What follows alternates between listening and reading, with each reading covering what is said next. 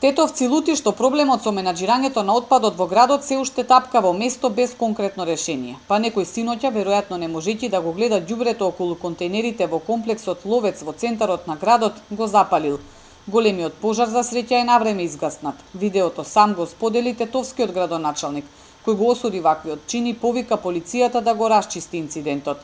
Страшен чин на палење ѓубре. Јавниот простор е на сите и сите треба да се грижиме за својот дом. Овие сцени не му служат на нашиот град. Ова не е наше граѓанство, напишака сами на социјалните мрежи. Проблемот со сметот се уште е тежок и голем предизвик за локалните власти. Нема некои конкретни предвижувања, туку само проблеми, од кои најголемиот е милионскиот долг на комуналното. Ништо ново нема и со заедничкото комунално предпријатие Русино Поло, кое го формираа градоначалниците од претходните гарнитури од 9 полошки општини. Се уште се чека да уплатат околу 200.000 евра учество за да се почне со работа, вели директорот.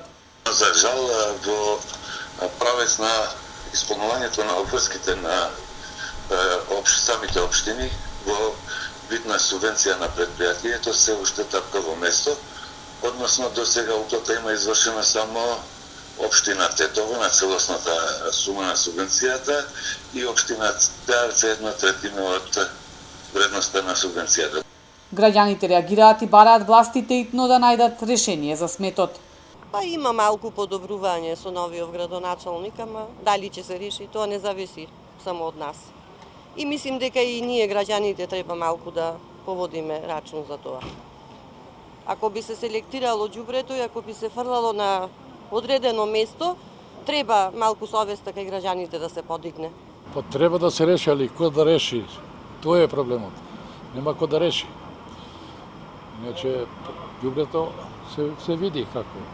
Никогаш нема да се реши.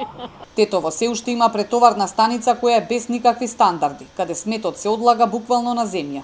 Предходно огромни диви депонии имаше на влезот во градот и на железничката станица, кои често се палеа и со години ги труеја тетовци.